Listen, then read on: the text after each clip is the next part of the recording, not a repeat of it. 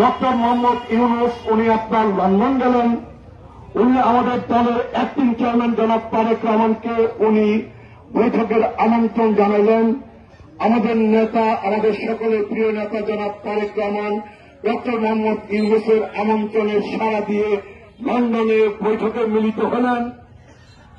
Doctor Mohammad ইউনূসের team আর জনাব তারেক রহমান আমাদের acting চেয়ারম্যানের টিম, দুই নেতা টিম মিনিট দশেক তারা দুই টিম নিয়ে বসছেন। আর প্রায় 1 ঘন্টার অধিক সময় নিয়ে আমাদের নেতা জনাব তারেক রহমান অন্তর্বর্তী সরকারের প্রধান মাননীয় প্রধান উপদেষ্টার সাথে একান্তে বৈঠক করছেন, তাই না?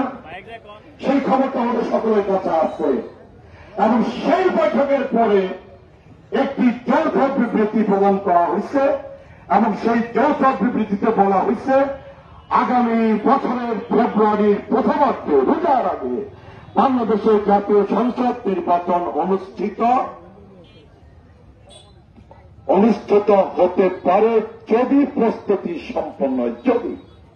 যদি আর বলছেন কি, যদি এই সময়ের মধ্যে বিচার এবং সংস্কারে যথেষ্ট অগ্রগতি সাধিত হয়, তার মানে হচ্ছে শর্তযুক্ত। যদি প্রস্তুতি সম্পন্ন হয়, যদি বিচার এবং সংস্কারে যথেষ্ট অগ্রগতি সাধিত হয়, তারপরেও আমরা আশ্বস্ত হয়েছি, আমরা সন্তুষ্ট হয়েছি। আমাদের নেতা অ্যাক্টিং চেয়ারম্যান তারেক রহমান সন্তুষ্ট চিত্তে খুশি মনে বৈঠক শেষে নেতা কর্মী সমর্থকদের আপনার তাদের অভিবাদন গ্রহণ করছেন।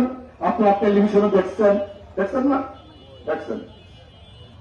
আমরা আশা করি যে আগামী রোজার আগেই ফেব্রুয়ারির প্রথমার্ধে জাতীয় সংসদের নির্বাচন এটা অনুষ্ঠিত হবে।